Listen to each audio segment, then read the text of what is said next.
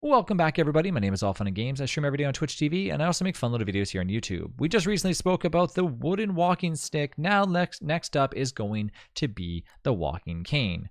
As for retaining or getting yourself the walking cane, what is actually required? Well, let's talk about that. If we go over to the walking cane tab, you can see all the ones that we can currently create.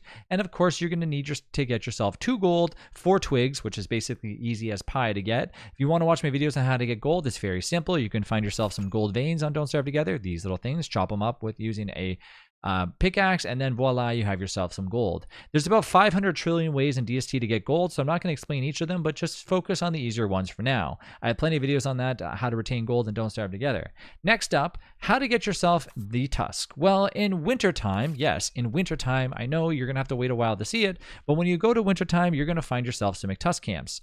On the world of Don't Starve Together, or on the map, I should say, you're going to basically float around and look and look and look and look until you're going to try to find yourself a McTusk camp. These things are found pretty much around the world, but usually is tucked away in certain specific biomes. As you can see here, there's one here. Some worlds have 1, some worlds have 3, and if you play with mods, you're going to probably end up with more than you need. So of course, you know, that's to each their own. But for me, unfortunately, in this world, I only have 1 McTusk camp.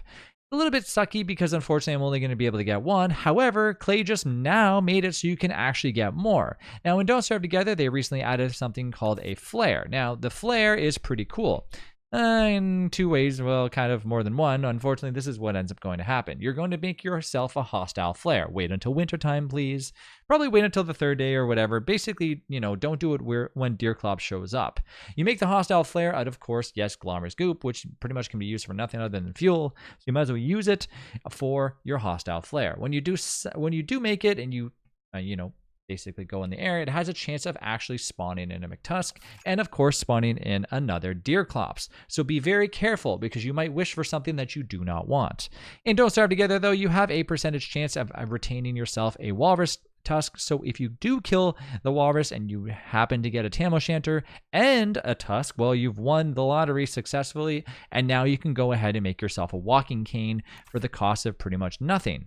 And this walking cane, yes, will last forever. It'll never go bad as long as you keep it on you. So just make sure that if you do get a walrus tusk that, you know, put it in safekeeping and keep it for future uses, as this thing is going to be nice and quick. 25% speed boost and 17% damage.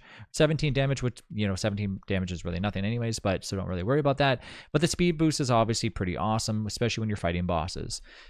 So yeah, that is how to get yourself a walking cane and Don't Starve Together. I hope I helped you pretty good. Just be careful when you're dealing with McTusk, as it's a little tough. I've made a few videos on how to showcase on how to do that. It's pretty simple, honestly. Once you get yourself some armor, run in there, chase after McTusk. He's got 2 little ice dogs with him. You can kill the dogs first, then kill McTusk after, and you're in it to win it inside of Don't Starve Together.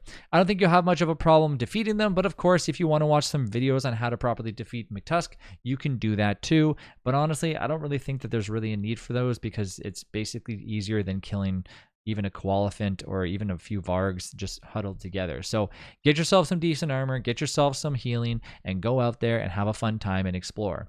After all, it is about learning. Thanks again for watching. I'll see you in the next one.